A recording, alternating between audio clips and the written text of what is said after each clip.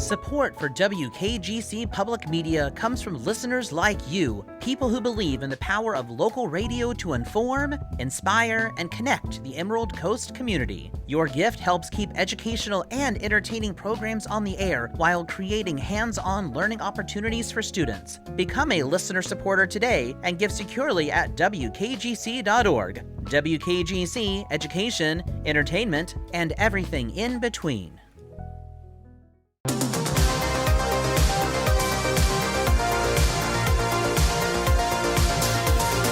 From WKGC Public Media, this is Real Talk. I'm your host, R.L. Terry. If movies are your thing, particularly Christmas movies, you're in the right place today. Last week on Real Talk, we set the stage with picks 20 through 11.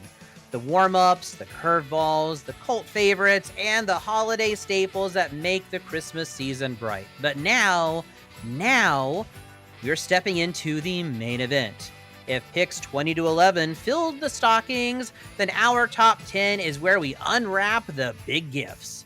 Today, we're wrapping up our picks for the top 20 Christmas movies with the Big 10. These are the movies that don't just feature Christmas, but define what Christmas feels like.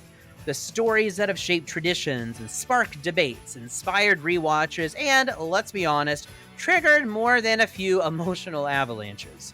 From heartwarming to nightmare fuel, these are the many movies that define the cinema of the season. You'll hear, much like last week, some heavy hitters, more genre definers, and yes, one or two entries that have become perennial conversation starters.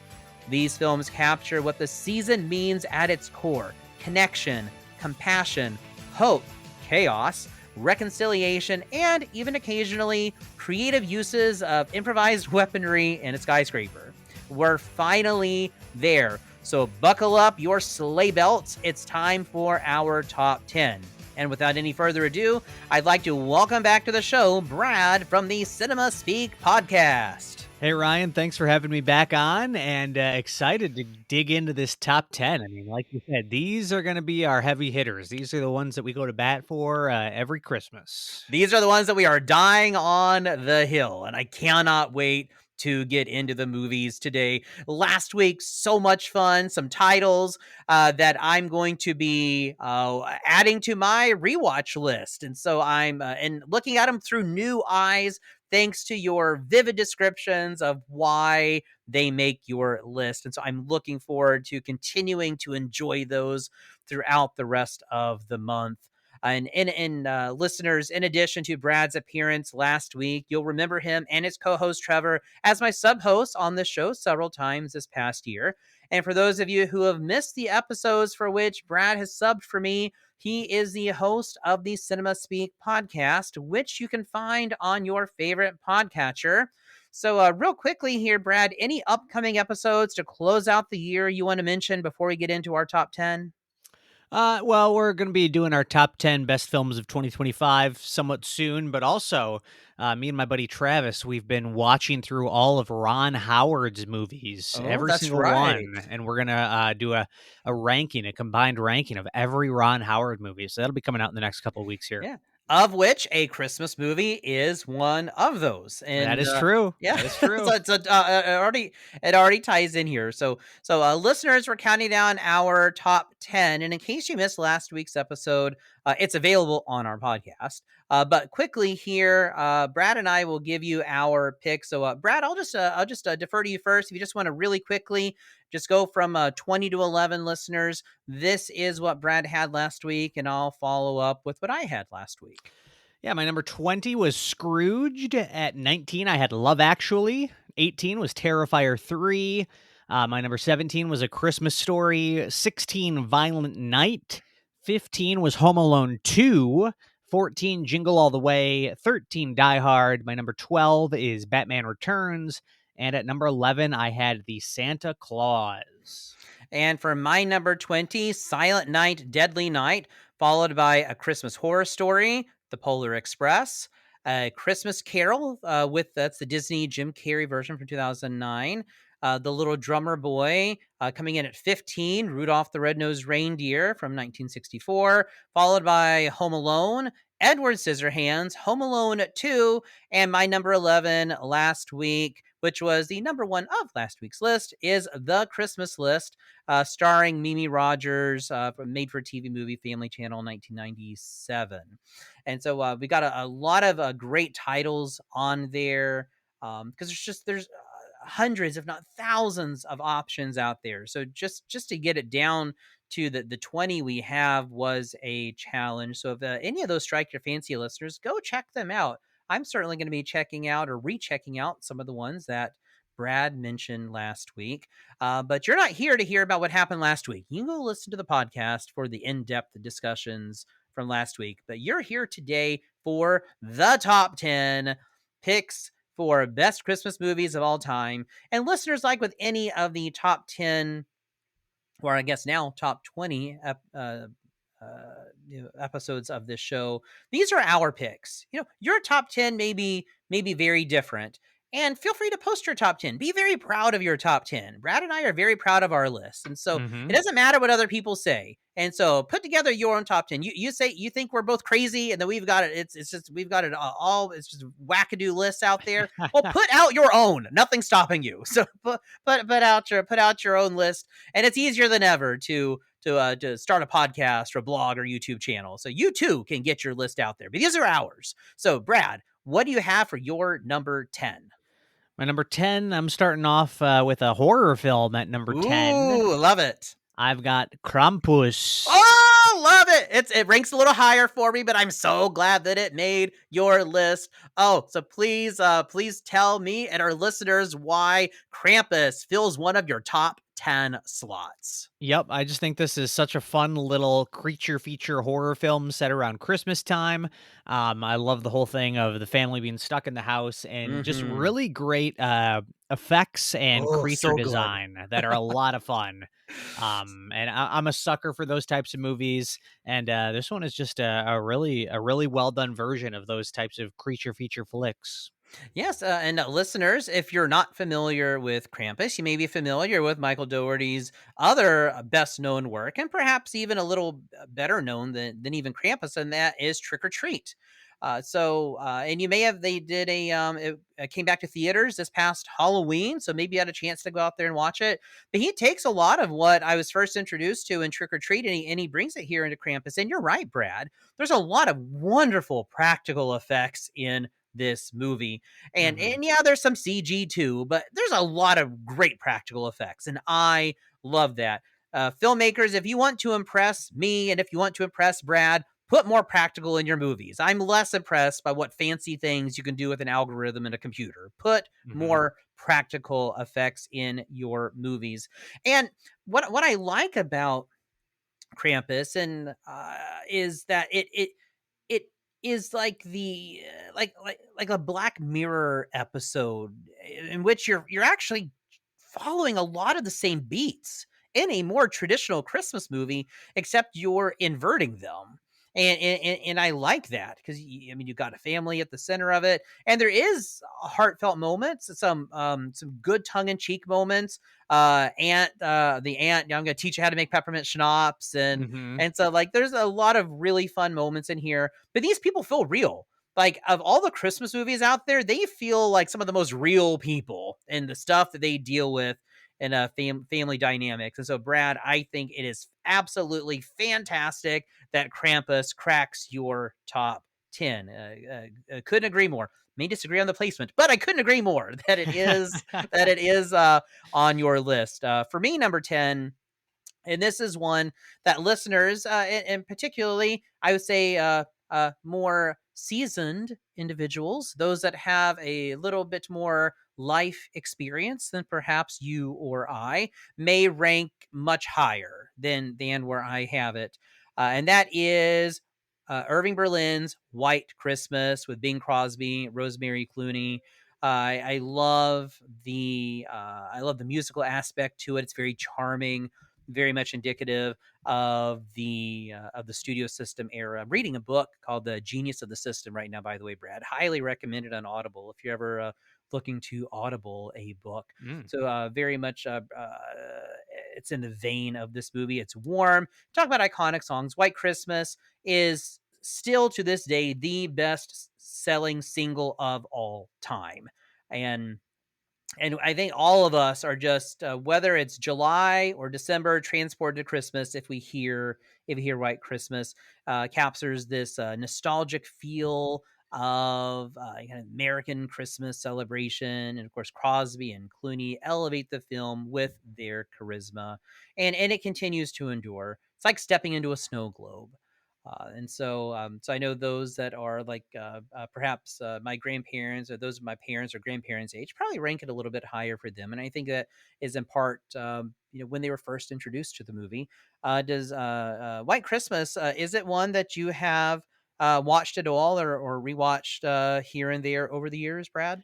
No, I've actually never seen this one. I know a lot of people who, well, not a lot, but I know some of my friends and people in my circle really love it, and it's a Mhm. classic for them, and every year watch kind of thing. And one that I do want to check out. Certainly, probably an example of a song becoming more iconic than the film itself. Yeah, very, Uh, very much so. Now we got our number 10. So folks, we're setting the bar pretty high here. Krampus, White Christmas, and so I am eagerly awaiting the rest of these lists today. So Brad, what takes the number 9 slot on your list? My number 9 pick is a somewhat recent film, but one that I can definitely see adding it to my regular rotation. I have Alexander Payne's The Holdovers Oh, from I never saw 2023. that. I never saw that. I'm only familiar with it in just in references to it and what I've read about it, but it's a blind spot for me. So I have not seen that one. Yeah, just a very sort of kind of tender, warm movie about a student who is forced to stay over Christmas break at this boarding school with his professor, played by Paul Giamatti, and Mhm. sort of the adventure that they kind of get up into while they are stuck together in this empty boarding school over the Mhm. Christmas break. And gets into the student. He is having family issues, that's why he's there. Paul Giamatti is kind of lonely, and they kind of find a mutual bond, even if they butt heads at the beginning. But I think it's very funny. I think it's very heartwarming, and because it has that concept of the movie taking place over the Christmas break, I think it is a very fitting movie to watch this time of year. Oh, after your description, I'm going to have to add that to my watch list this month. So thank you for helping me clear one of those blind spots, which I recently did with Starship Troopers. I had never seen Starship Troopers until Thanksgiving weekend. Watched it Mm. with some friends of mine. So here I can check off another movie from my blind spot list.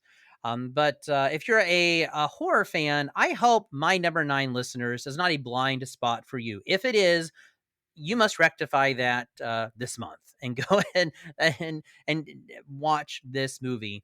The director of this movie was mentioned last week.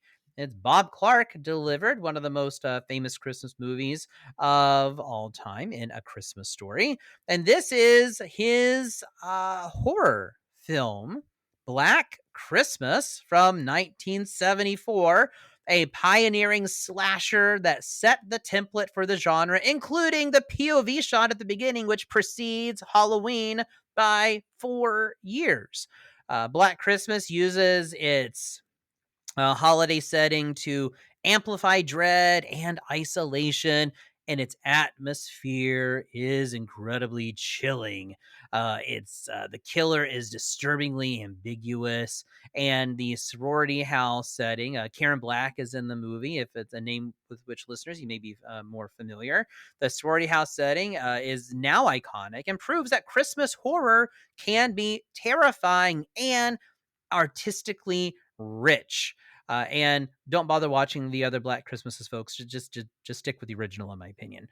So Brad, where do you stand on the original Black Christmas? Oh, this will be making an appearance later on in this Ooh, hour. You can count on that. okay. But Okay, so, I will await your thoughts at that time if you don't mind. So why don't we, head on into our number 8? What do you have for number 8, Brad?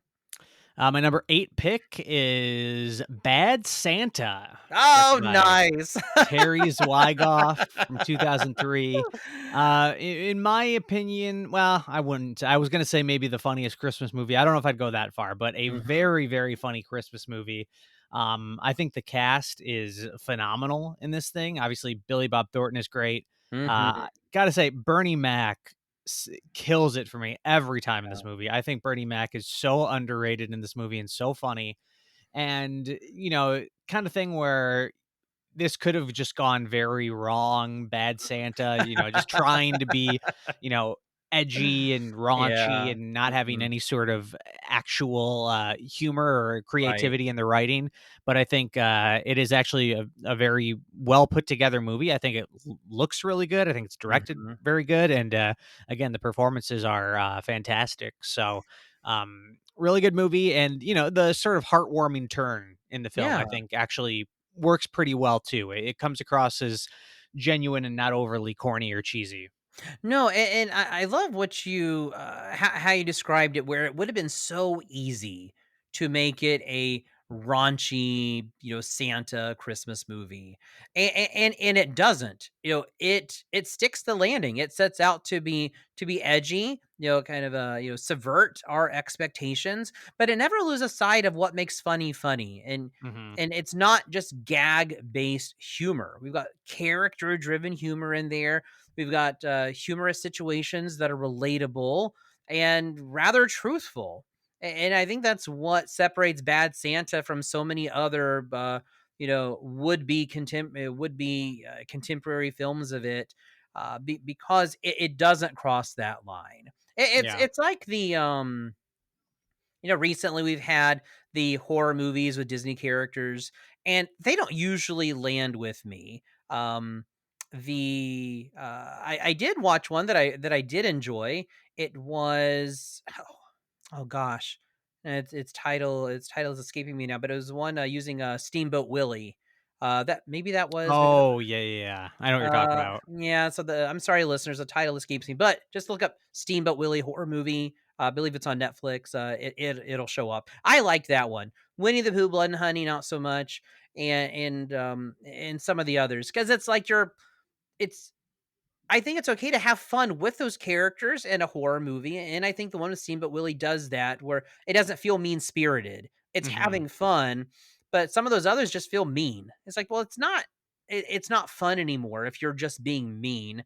And I think Bad Santa doesn't cross that line. It could have very easily done so, but it didn't, and it's a testament to great writing. Yeah. I also think it works because it's also a bit of a heist movie. Yes. So I think that adds a fun sort of element to it. Yeah, very much so. Heist movie is always a fun time, always energetic. Well, my next movie for number 8 isn't a heist movie, but it is a more recent movie, and it's by Paul Feig, who is among some of my favorite directors, except the sequel to A Simple Favor. It's just like, oh, Paul, what are you doing here? Love the first Simple Favor. That sequel this year, real stinker. Was it? Might have been last year.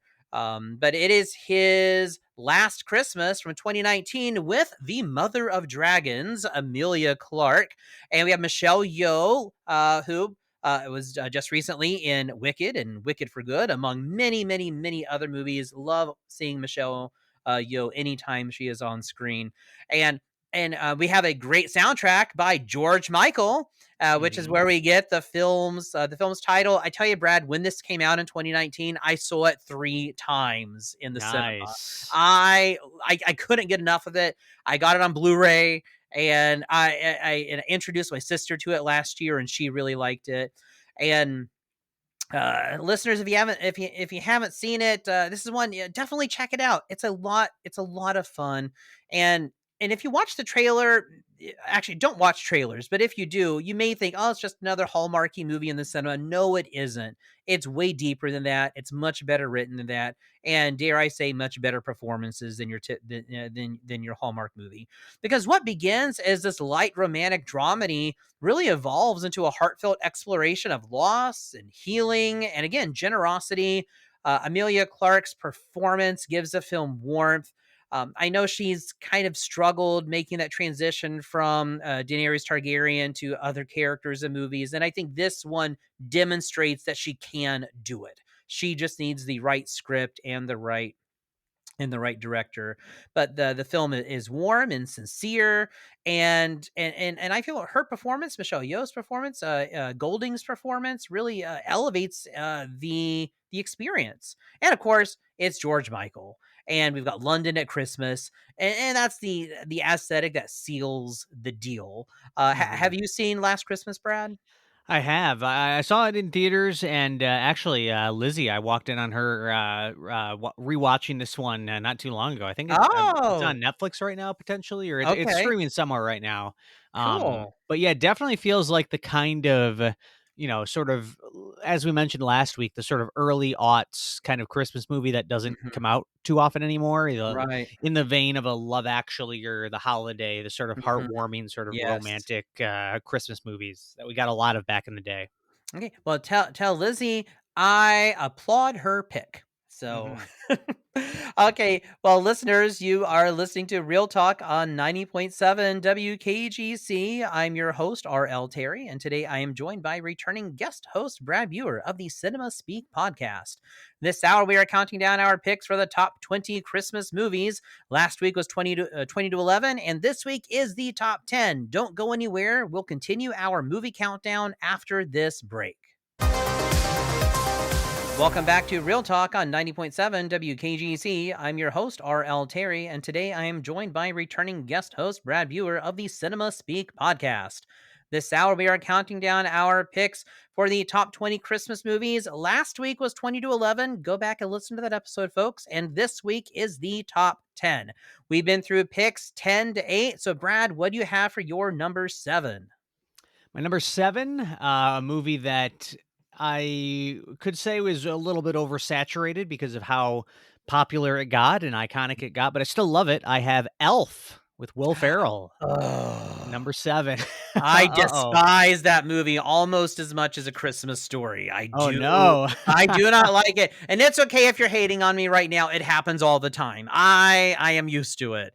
But Mhm. please, why does Elf take the number 7 slot?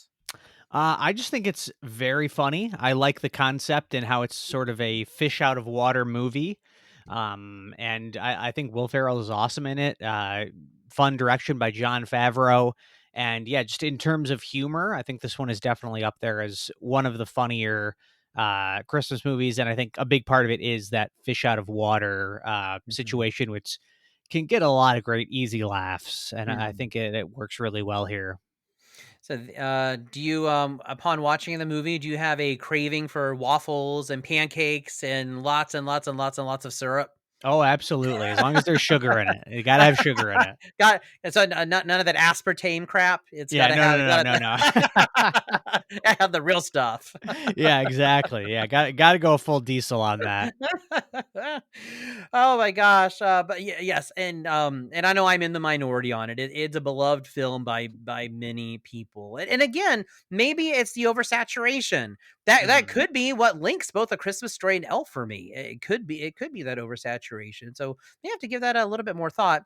Well, my number 7 is one that we've already talked about, but we have an opportunity to add a little bit more to perhaps what we said earlier. Number 7 for me is Michael Dougherty's Krampus. Mhm. So again, everything just underscoring everything that we said before. I love the satire of the dysfunctional family holiday.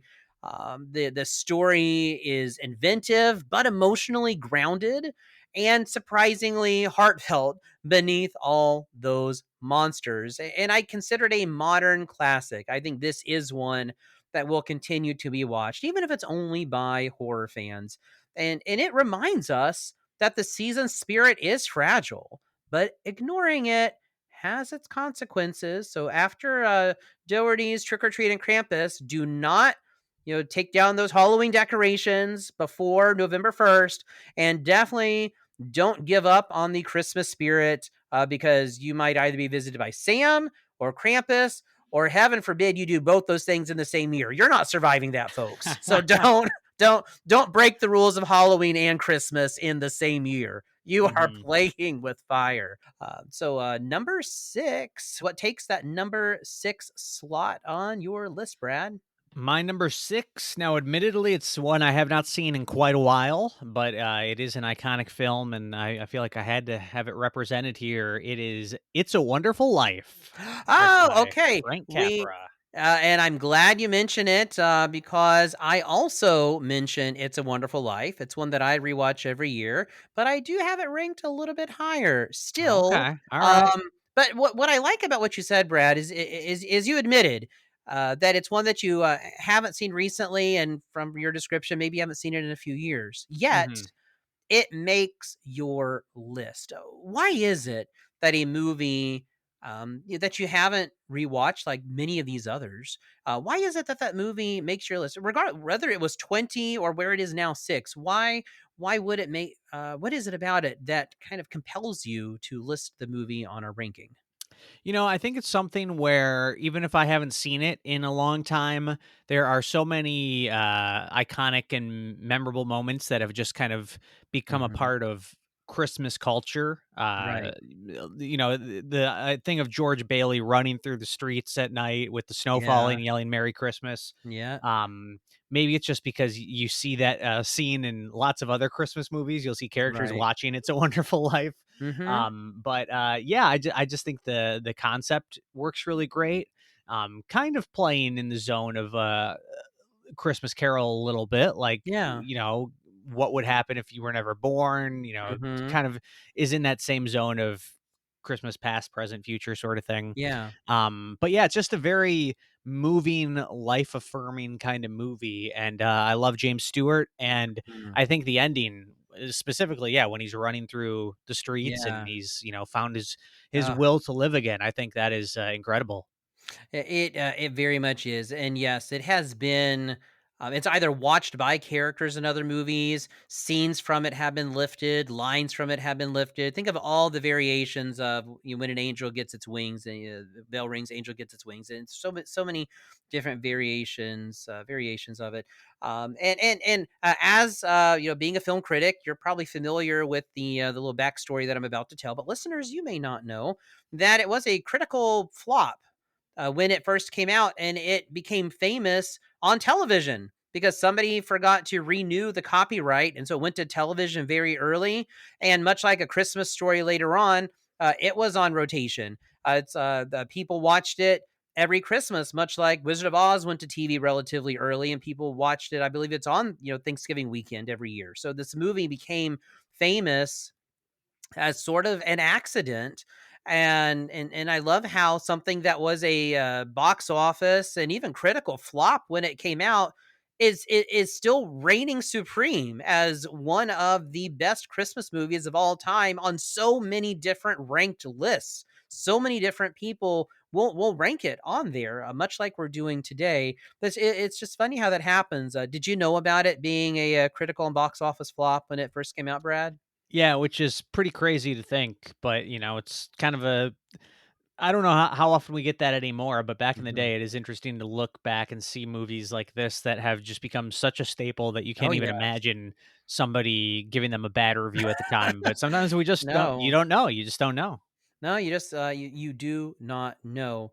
But I know that we've already talked about my number 6, but this gives us a chance to dive into it a little bit more. Number 6 for me is Batman Returns. Hmm. So everything that we mentioned last week with Batman Returns, and just anything else that you want to add to it, Brad, because it yeah, I watch it outside of Christmas, but I always watch it during Christmas, and I can't imagine Batman Returns without its Christmas setting. And Mhm. and and I agree. It's my favorite Batman movie. I think it's one of the most artistically daring superhero films ever made. And the it has this it looks and feels like a comic book. And I often say it's my favorite superhero movie of all time or my favorite comic book movie of all time because I feel like I'm watching a comic book on screen, and I love it, and I love everything about that.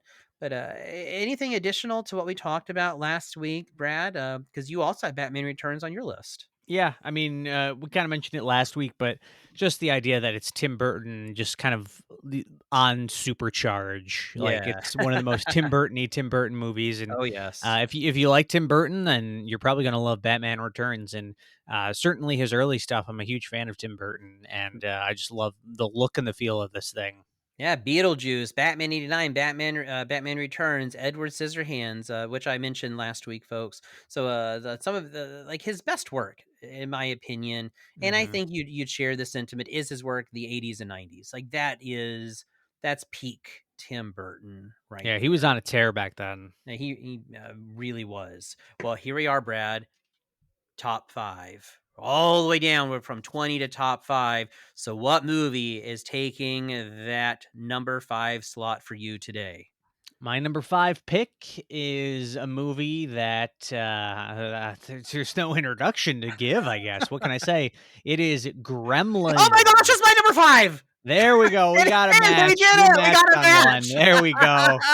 Oh my gosh, that's awesome. I But, thought I was like, Ryan's gotta have Gremlins somewhere. I was like, oh it yes, it's definitely there. And I just got a new Gremlins T-shirt to wear this Christmas in the mail today. nice. So, Nice. Nice. Brad, here we have top five. Like it's like by all measurable accounts between the two of us today, one of the best Christmas movies of all time. So, what is it about Gremlins that cracks this top five on our list over the last couple of weeks?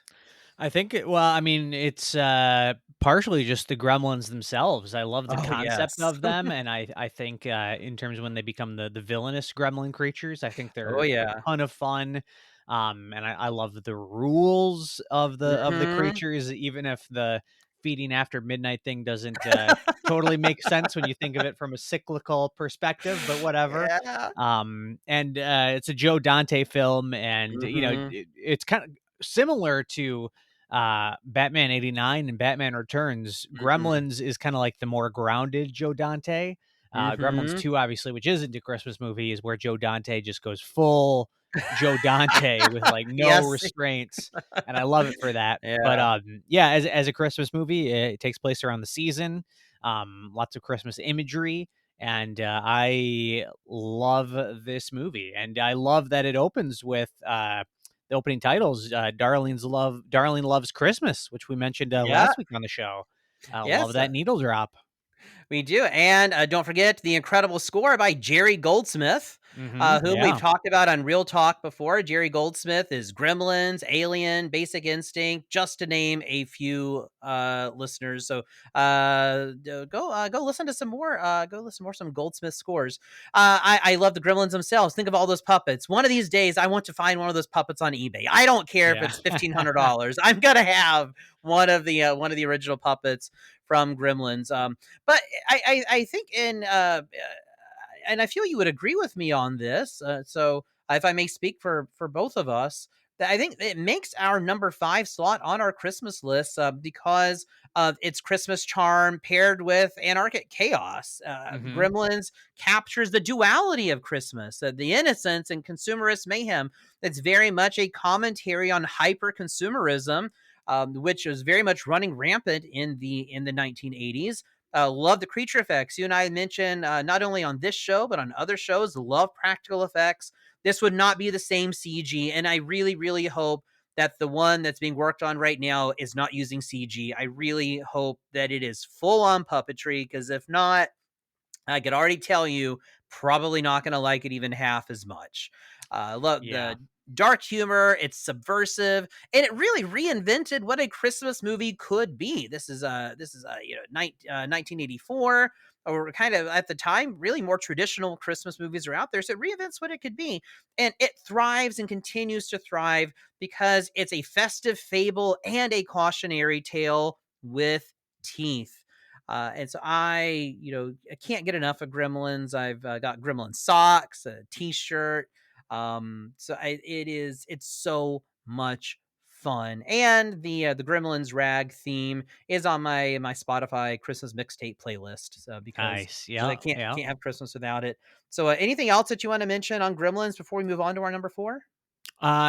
Just got to acknowledge Gizmo, how Oh ahead of yeah, the curve Gizmo was in terms of the Baby Yoda, and I mean yeah. Gizmo was the OG in some Yes, he ways. was.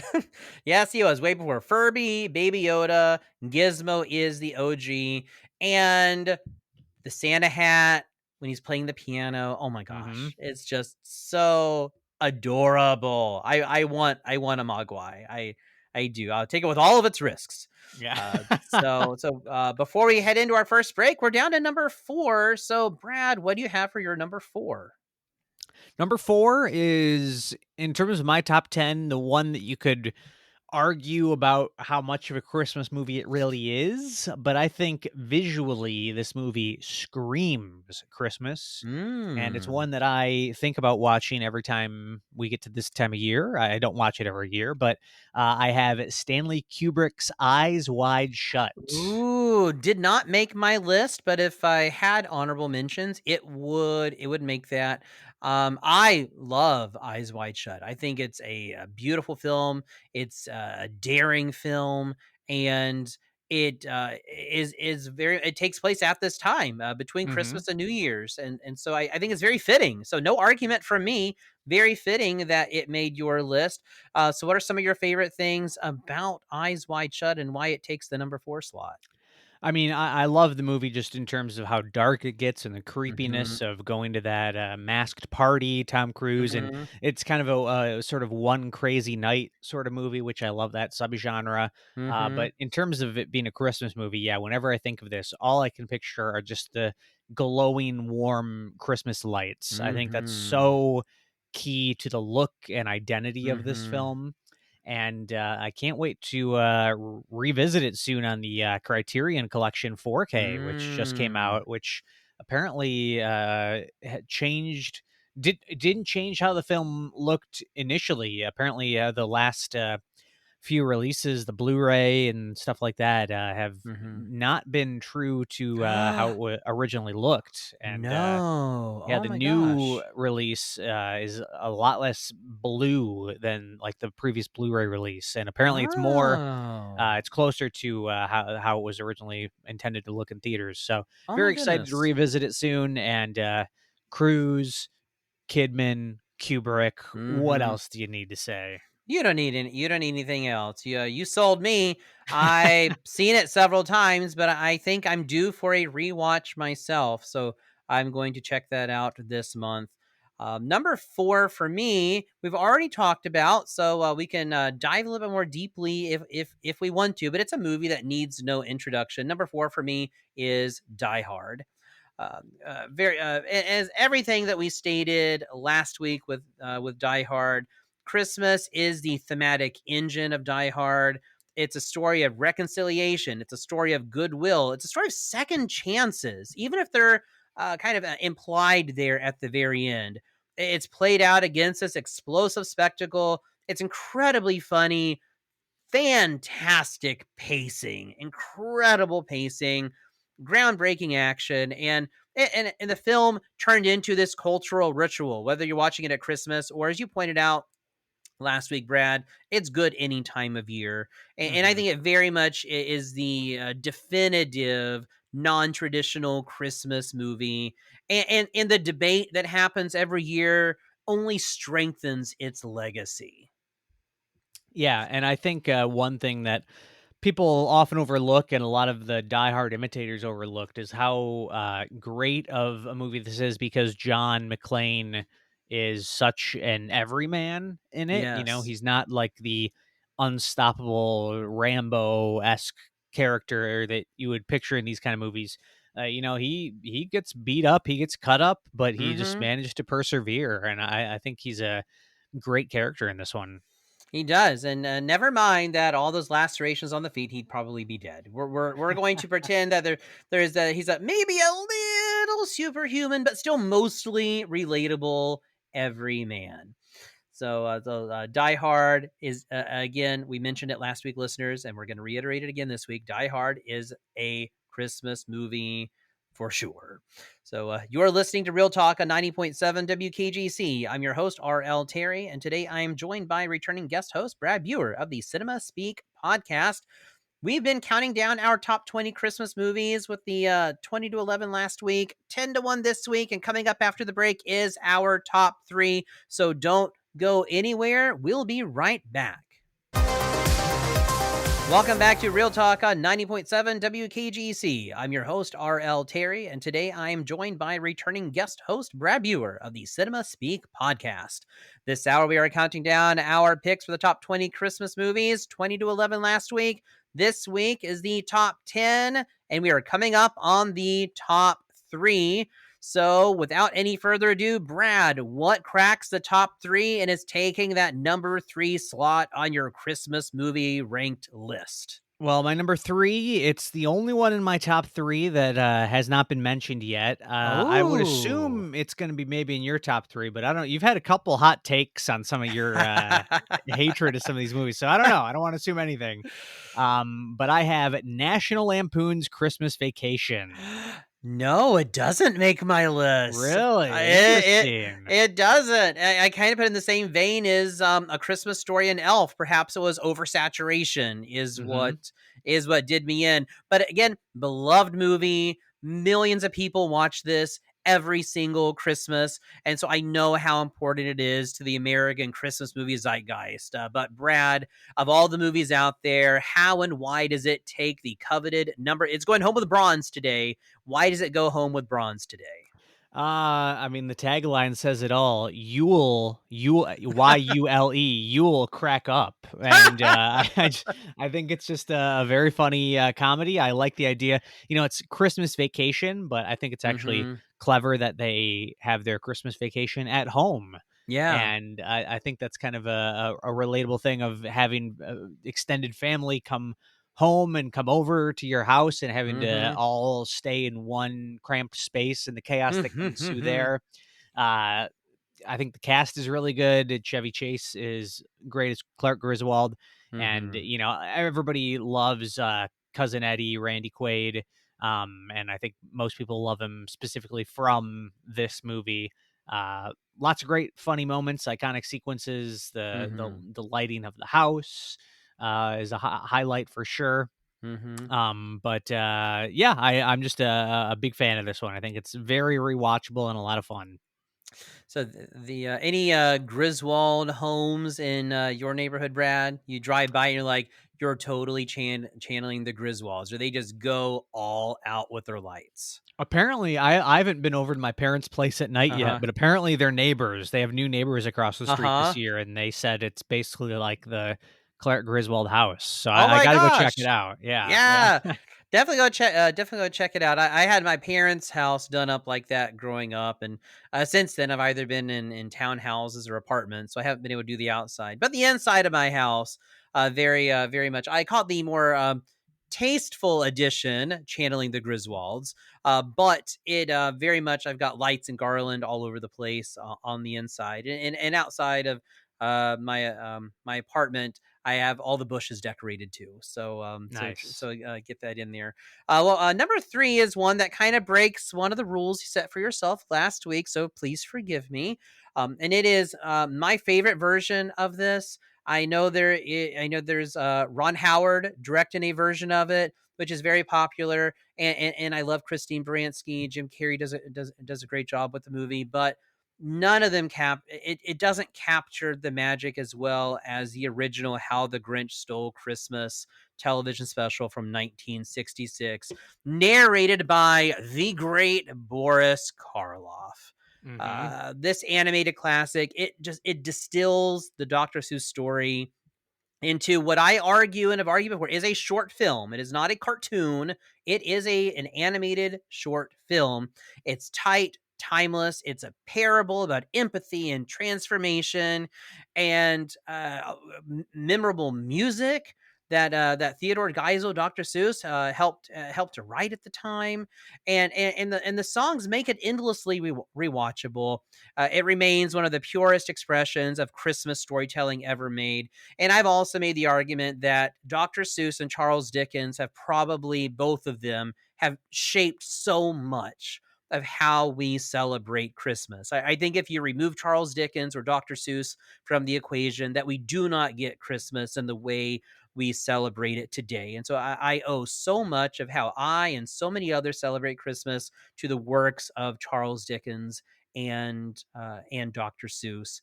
Yeah, I would agree with you that this is the best version of that. There was also the animated one, with, Benedict Cumberbatch, I think, Yes, played the also very Grinch. good. Very Yeah, much enjoyed yeah. that one. Yep, Lizzie's a big fan of that one. I think that's her favorite version of it, but I would say this is probably my favorite version of that tale.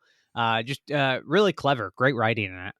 It really is, and the imagery is all over the place. Even in at Universal's Islands of Adventure and Seuss Landing, year round you get imagery from it, but particularly during this time in which they have Grinchmas going on, which I'm going to see on Saturday. Watch the show every year, even though it is exactly the same every year. I don't care, so I'm going to go back, going to go to the park and watch that.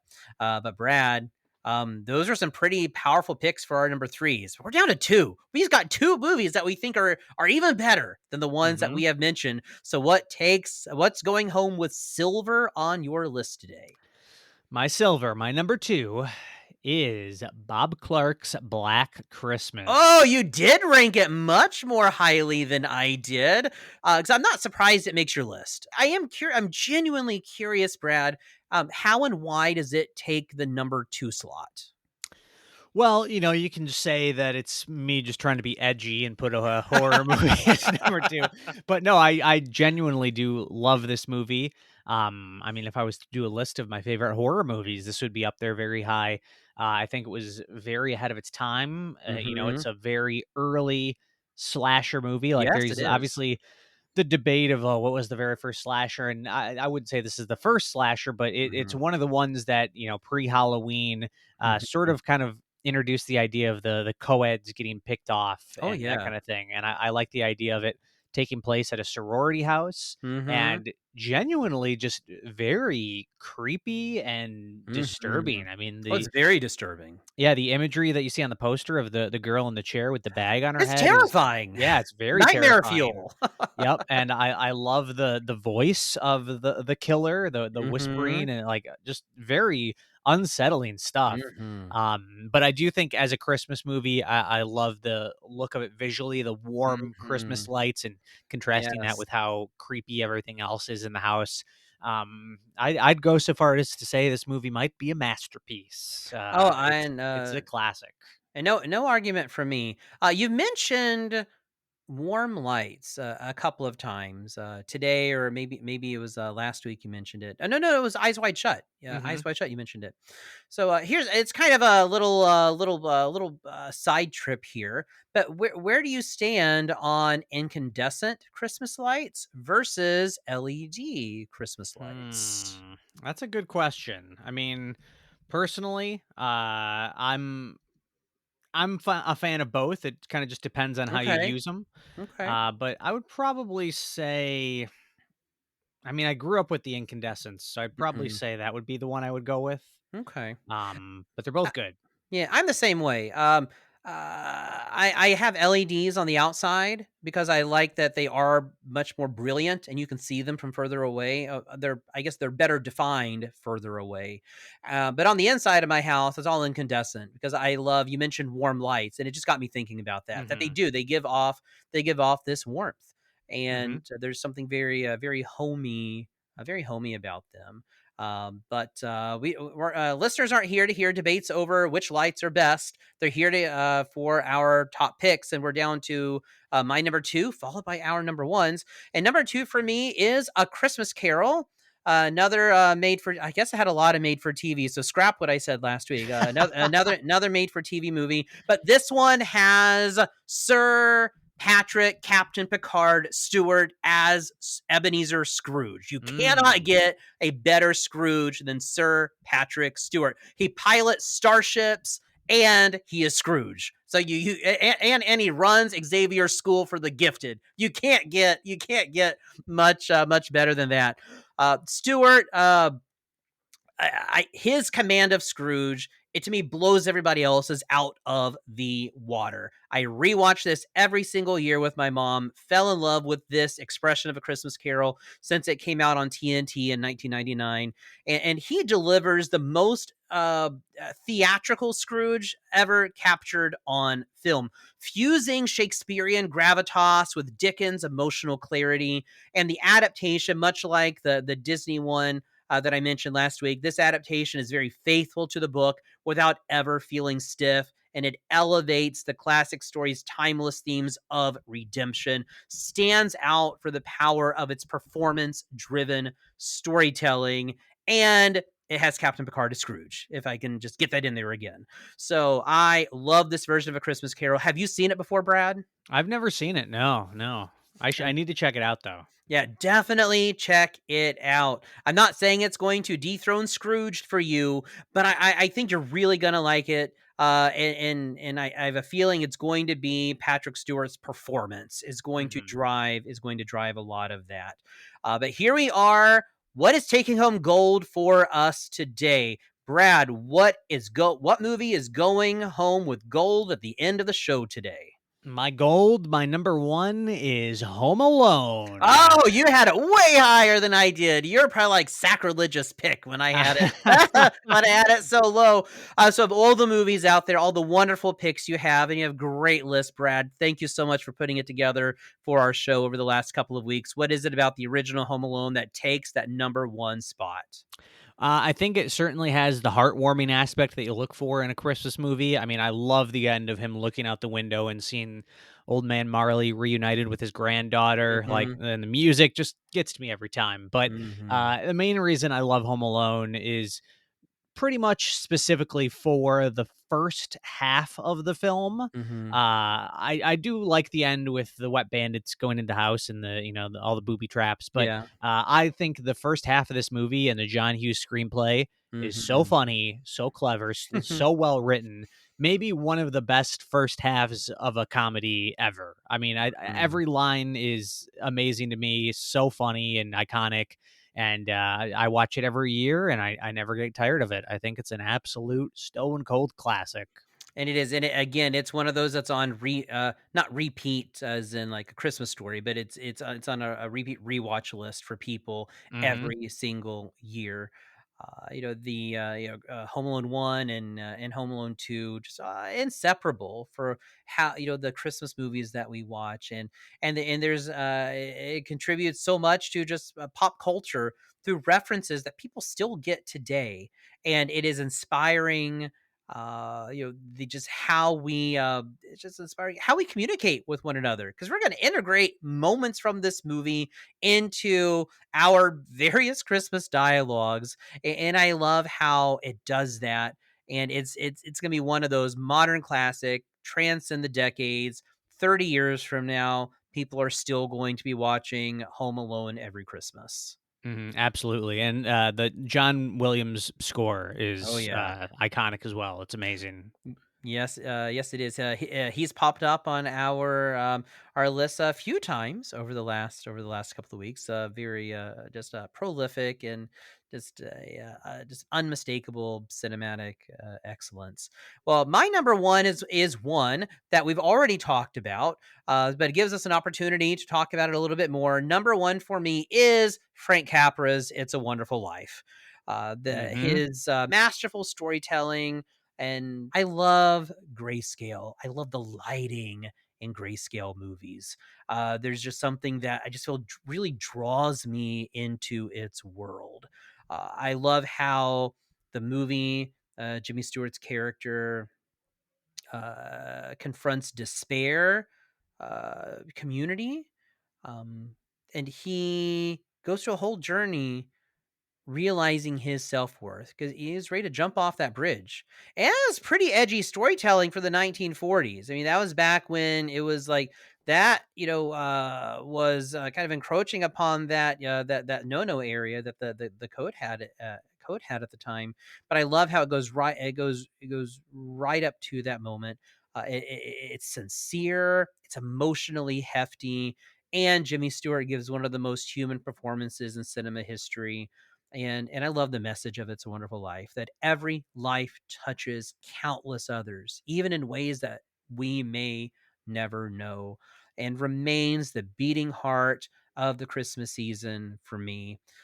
And you also had It's a Wonderful Life on your list a little earlier today. Anything else that you want to add to Frank Capra's masterpiece? Just phenomenal film. So touching and heartwarming and moving. And yeah, I mean, there's no denying its power. And I could be wrong, but it might be the only one on our list here that is a contender. It's in the top 250 on Letterboxd. It's ranked very high.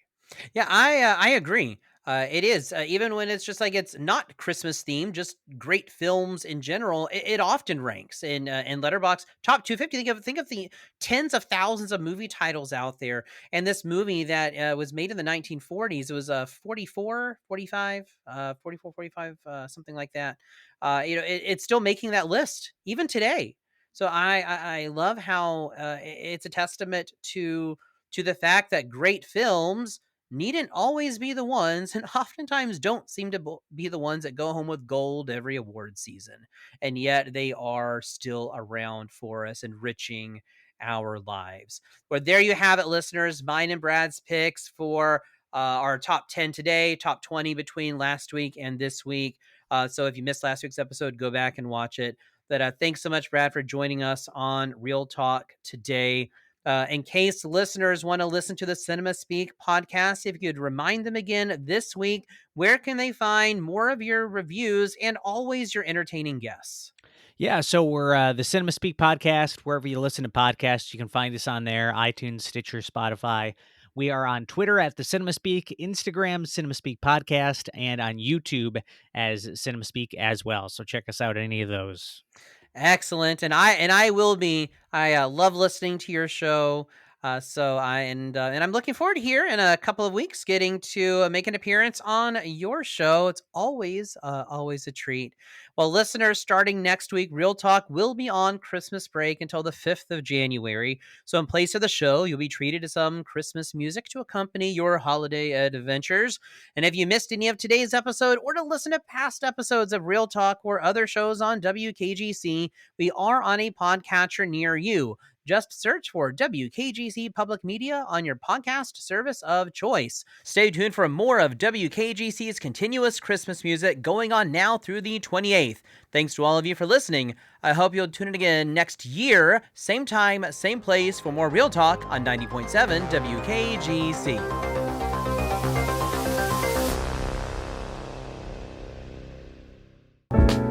Support for WKGC Public Media comes from listeners like you, people who believe in the power of local radio to inform, inspire, and connect the Emerald Coast community. Your gift helps keep educational and entertaining programs on the air while creating hands-on learning opportunities for students. Become a listener supporter today and give securely at WKGC.org. WKGC, education, entertainment, and everything in between.